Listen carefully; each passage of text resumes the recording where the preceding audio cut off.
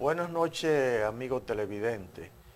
Ramón Francisco Martínez Peña, quien les habla, odontólogo, patólogo clínico y anatomopatólogo, le da la bienvenida con el programa La Boca.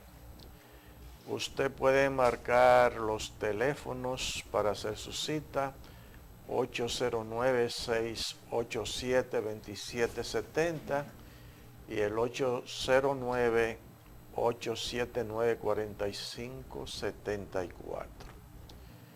Estamos en la Pedro Enrique Sureña 83, en la Torre KP, Centro de Especialidades Médicas, en la suite 305. Trabajamos de lunes a viernes, mañana y tarde, y los sábados en la mañana. Voy a relatarle una anécdota de una paciente que operé esta mañana. La señora tenía varios días con un dolor que no sabía si era arriba o era abajo. Es decir, que no sabía desde el sector de los premolares, que son las molitas pequeñas, por eso se llaman premolares, porque van antes que los molares o muela, como usted lo conoce. No sabía en cuál de esos premolares o molares le dolía y si era de arriba o si era de abajo. Aparte del dolor, que es un dolor pulsátil, como algo que le está latiendo al paciente, permanente, que no se quita, que se agudiza, es decir, que se incrementa en horas de la noche cuando el paciente está recostado y hay mayor afluencia de sangre hacia el cerebro. Entonces son clásicos síntomas de una pulpitis aguda, pero la preocupación mayor era la inflamación que tenía, una hinchazón, como usted conoce, que afectaba la región infraorbitaria. Tenía casi el ojo derecho cerrado, la región, el surco nasogeniano casi borrado, la región masseterina con una celulitis, y eso estaba bien feo. Viendo la naturaleza de la lesión y para ganar tiempo, yo le indiqué exámenes de laboratorio a la paciente y le indiqué una radiografía panorámica. En la panorámica, esto lo voy a traer la radiografía en una próxima comparecencia aquí en la televisión. Y también le voy a traer para que ustedes vean lo que es una tomografía axial computarizada, que es en 3 dimensiones que se toma. Porque si usted no está acorde con las nuevas tecnologías, usted se va a perder muchas informaciones desde el punto de vista de la imagenología. Fíjense que en una ocasión se hablaba nada más de radiografía, ya no se habla de radiografía, porque hay unas gamas de imágenes, la sonografía, las radiografías, y dentro de la radiografía hay un sinnúmero variados de radiografía, la tomografía misma computarizada, la sonografía, y etcétera, etcétera, etcétera. Entonces, donde vamos es que cuando la señora me lleva la radiografía panorámica, todas las piezas se ven bien. Entonces yo tomo, la primera cita, yo tomé un instrumento Romo. Un instrumento Romo es un instrumento que no es puntiagudo, que es todo lo contrario. Está redondeado su extremo. Y empecé a percutir. Percutir es golpear en el eje paralelo al eje largo del diente. Tiqui, tiqui, tiqui, tiqui, tiqui, tiqui, golpeando así. Y le dolía tanto el molar como el premolar, pero el premolar, que la molita más pequeña, le dolía más que el molar. Entonces digo, bueno, pero en una de estas dos piezas está el problema, pero yo no veo el problema al hacer el examen clínico o el examen visual, y la radiografía panorámica no me está dando información. Entonces le indico a esta señora una tomografía 3D, una tomografía tridimensional que eso ve en una tercera dimensión, porque la radiografía lo que te da una imagen de ancho y de largo, pero no te da profundidad.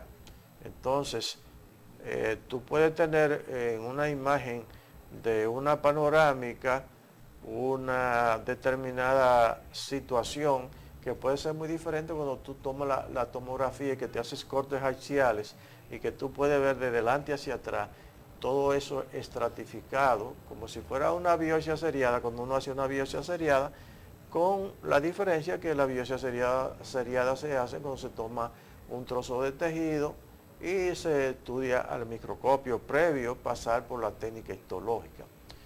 Bueno, la cuestión es que en la tomografía aparece una ranurita desde la cara masticatoria, la cara oclusal, hasta casi la punta de la raíz. La muelita se había partido en dos y había dividido las dos raíces. Pero si yo no le indico ese examen, yo no sé cuál es la pieza que yo iba a tratar.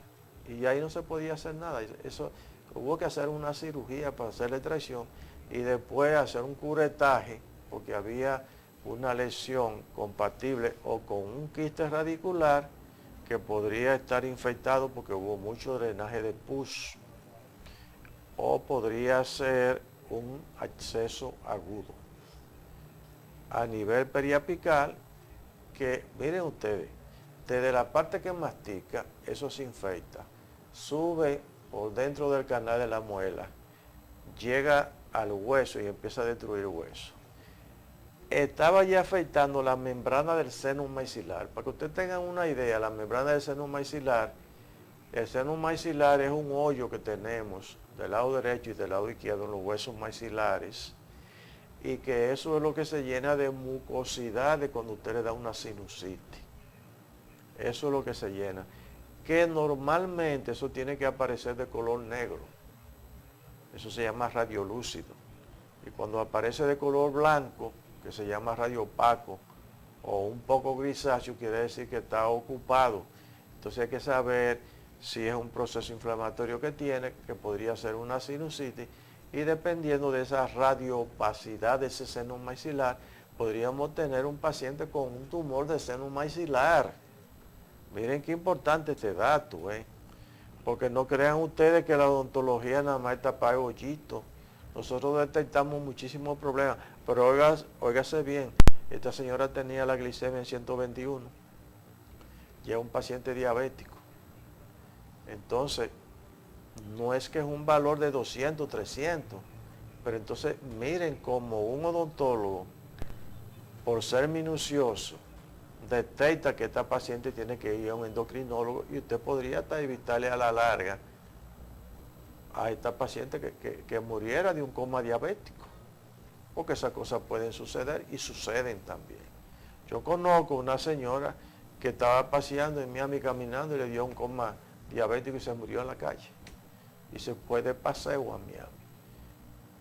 Entonces, tenemos por un lado eso, y por otro lado tenemos una paciente que tenía su hemoglobina un poco baja. Entonces, esas cosas uno los remite para que sean los especialistas en la materia que lo traten. Pero nosotros hacemos prevención como odontólogos y ahí nosotros tenemos la vida en nuestras manos de esos pacientes. Miren qué detalle. Entonces, quiero que presten atención a la gente que ve este programa y a los profesionales del área de la salud, porque aquí cada vez que una gente tiene una lengua blanca le dicen cepíatela, o buscan hacer buche de un montón de cosas, y también ácido bórico, y bueno, se ponen ahí, hasta yodo acónito se ponen. O yo tengo muchos profesionales de la salud con ese historial que le han dicho a los pacientes, cepíllate la lengua que tú lo que la tienes sucia, dando la lengua blanca, pero es que la lengua se puede poner blanca por muchísimas cosas, por muchísimas enfermedades. Es posible que tenga una lengua saburral, pero si hay un hongo ahí, y ese hongo está relacionado con un SIDA, ¿cómo usted lo sabe? Y eso es lo que queremos hablar esta noche aquí. de las enfermedades oportunistas vinculadas al síndrome del HIV o VIH, del SIDA. Vamos a ver aquí, miren, esto es una candidiasis pseudomembranosa en la mucosa palatina, lo que usted le llama el cielo de la boca. Pero miren, esta es una moniliasis que combina la parte eritematosa con la parte pseudomembranosa. Y eso no es tan frecuente verlo. Y ver una estructura mucosa sanguinolenta como esta, cuando esto se desprenda, que ahí hay un área de necrosis mezclada con la Candida albicans, que es el microorganismo que está produciendo esto va a quedar el paciente con un dolor tremendo, porque es que ahí se va a caer el estrato córneo, el estrato mucoso Malpighi, la capa basal, lo que va a quedar es una ulceración ahí sumamente grande. Tenemos una imagen bastante grande y esta que no abarca, la imagen no abarca toda la lesión que presenta el paciente. Miren aquí también y aquí también. Pero cuando ese paciente se le mandó el examen del VIH, dio positivo. O sea que el paciente tiene SIDA y un odontólogo, por esa lesión, con esa característica, si sabe lo que está haciendo y si no sabe lo que está haciendo, debería de derivar ese paciente a un especialista, porque este paciente hay que mandarle inmediatamente, aparte de hacer la citología exfoliativa, que es el nombre. Señores, aquí lo que se están haciendo cultivos por ese tipo de cosas. Aquí no hay, a mí me sobran, yo creo que no aparecen dos profesionales que hagan citología exfoliativa en el país, en República Dominicana. Creo que no lo hay. Y lo que hay que hacer es un rapadito de la lesión, ponerle una placa de vidrio, fijar eso, mandarle al laboratorio para que sea procesado, y entonces nosotros como patólogos, que tenemos nuestro microscopio en el consultorio, hacemos el diagnóstico de la lesión. Cuando vemos ese hongo, esa hifas y esos micelios que están ahí, que son característicos de este hongo. Quiero que sepan que ese hongo que estamos viendo ahí en la imagen no es exclusivo de la boca. Eso puede aparecer en la piel, puede aparecer en las uñas, puede aparecer en el cuero cabelludo y frecuentemente en genitales. Es posible que no haya una sola mujer. Pongo el ejemplo de mujer porque en genitales es más frecuente en mujeres que en hombres, que no haya padecido de una colpitis o vaginitis o una cervicitis, que es la inflamación del cuello uterino, vinculada a la Candida albicans. Yo tengo en mi consulta alrededor de 6 casos con pacientes que han tenido SIDA y que no lo sabían. Y que en mi consultorio fue que se le entregó el resultado. Entonces, hay que trabajar con mucha protección en pacientes con SIDA y en pacientes sin SIDA. Hay que esterilizar bien esos instrumentos, hay que usar agujas desechables, hay que usar guantes, por supuesto, y tomar todas las precauciones. No importa que el paciente aparezca sano, porque hay una serie de situaciones que usted puede provocar un contagio en usted mismo, como usted puede hacer un contagio en cadena con su paciente. Yo conozco un odontólogo que murió de SIDA aquí en República Dominicana y era profesor universitario y compartíamos la misma universidad, y cuando yo lo visité él ni me conocía y los familiares no permitían que la gente pasara por allá, no querían que vieran el estado psicológico en que estaba esta persona, porque realmente cuando le dijeron lo que tenía se puso loco. Entonces, esas cosas suceden. Vamos a ver esa lengua blanca, que no es una lengua por falta de cepillado. Esta que tenemos aquí, estas son cosas sumamente importantes. Miren la extensión de eso. parecen más que una pseudomembrana, como si fueran placas. Hay 3 tipos de esta candidiasis o moniliasis, sapito, mugueper, lech, que es la pseudomembranosa. La hiperplásica es otra modalidad. Y tenemos la eritematosa. Aquí tenemos una combinación prácticamente de las 3 en un mismo tiempo clínico. Este paciente es el mismo paciente de la imagen anterior, porque tenía la boca completa con esa situación, con esas lesiones blanquecinas. Pero amigo televidente, usted debe de conocer también, y póngame la cámara para acá porque quiero que la gente me vea lo que estoy diciendo, que así como esto puede indicar, eso no es SIDA, pero esta lesión aparece en pacientes con SIDA más frecuente que en pacientes sin SIDA. Y esa Candida albicans, inclusive los pacientes que son irradiados, que tienen cáncer de boca, yo cuando estirpo la mitad de una lengua a un paciente y lo mando a radioterapia o quimio, ya yo le estoy mandando el medicamento para evitar la proliferación o el crecimiento de la Candida albicans, porque yo sé que viene ahí, porque es un huésped que lo tiene Nelson, que lo tiene Domingo, que lo tengo yo, ese microorganismo, lo tiene todo el mundo, pero en condiciones que favorecen su crecimiento o proliferación, entonces se aumenta en cantidad y de un microorganismo prácticamente inocuo que no produce daño, entonces se convierte en un microorganismo patógeno productor de enfermedad. Eso es la Candida albicans. Pero lo que le quiero decir aparte de esto es que así como ustedes ven que aparece esa Candida albicans, en la boca hay lesiones blancas también, que no son este tipo de diagnóstico que se hace ahí. La leucoplasia quiere decir leuco blanco, plasia formación, son formaciones blanquecinas también. Entonces usted tiene que tener la capacidad de hacer un diagnóstico diferencial entre una y otra. En sospecha de leucoplasia usted tiene que hacer una biopsia, porque la leucoplasia es precancerosa, preneoplásica o potencialmente maligna. ¿Qué queremos decir con esto? Una candidiasis no evoluciona a cáncer, pero una leucoplasia puede quedarse como leucoplasia, pero aumenta la posibilidad de llegar a ser cáncer. Quiere decir que aumenta la probabilidad estadística una leucoplasia de hacer cáncer que un paciente que no tenga esa placa blanca en la cavidad bucal. Pero hay otra que produce ardor y que casi siempre es simétrica, que es blanca también, y que hace un dibujo blanquecino parecido a un encaje, o en algunas circunstancias aparece como una ampolla que se rompe, o si usted tiene la oportunidad de ver la ampolla, va a ver el líquen ampollar.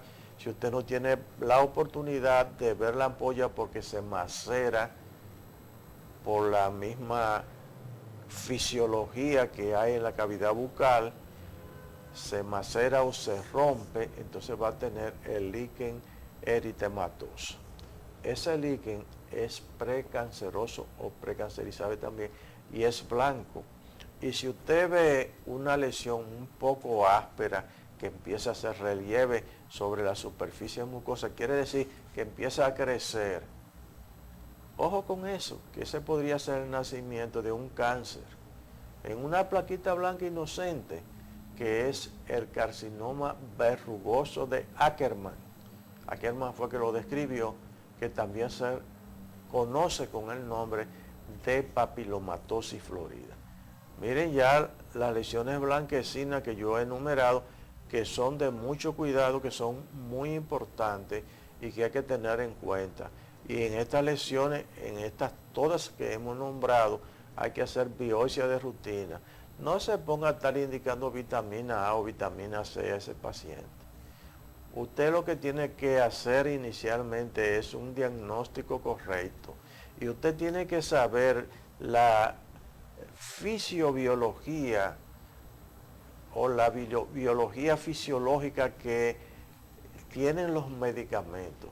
porque si bien es cierto que la vitamina A es queratolítica y en lesiones blancas muchas veces hay un engrosamiento de la capa córnea, también es cierto que no va a actuar a nivel de proliferación de brotes interpapilares que a la larga son los que van a crecer y lo que van a producir la infiltración y la transformación hacia una neoplasia maligna.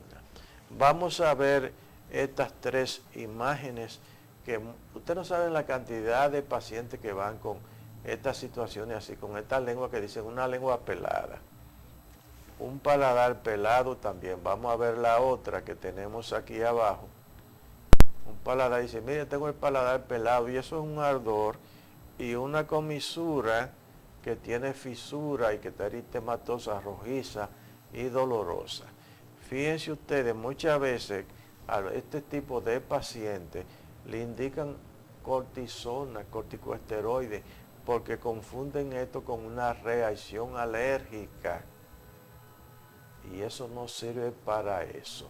Estas imágenes las vamos a tomar en la próxima exposición que vamos a tener porque se nos ha terminado el tiempo. Así que vamos a recordarle que si usted tiene dientes que se mueven, encías que sangran, mal aliento, caries, para reponer los dientes que le hacen falta, si su lengua está blanca, negruzca, verdosa o amarillenta, y que si usted tiene una manchita blanca o negra, un peladito, una llaguita, una bolita, un crecimiento que tenga más de 15 días, no se quede de brazo cruzado, aunque no duela, eso es importante porque son los síntomas principales como suele aparecer el cáncer en la boca. Teléfono para su cita 809-687-2770 y 809-879-4574. Estamos en la calle Pedro Enrique Sureña 83, en la Torre KP, Centro de Especialidades Médicas, en la suite 305. Trabajamos de lunes a viernes, mañana y tarde, y los sábados en la mañana. Pero siempre previa cita, debe llamar primero. Será hasta un nuevo programa La Boca. Hasta entonces.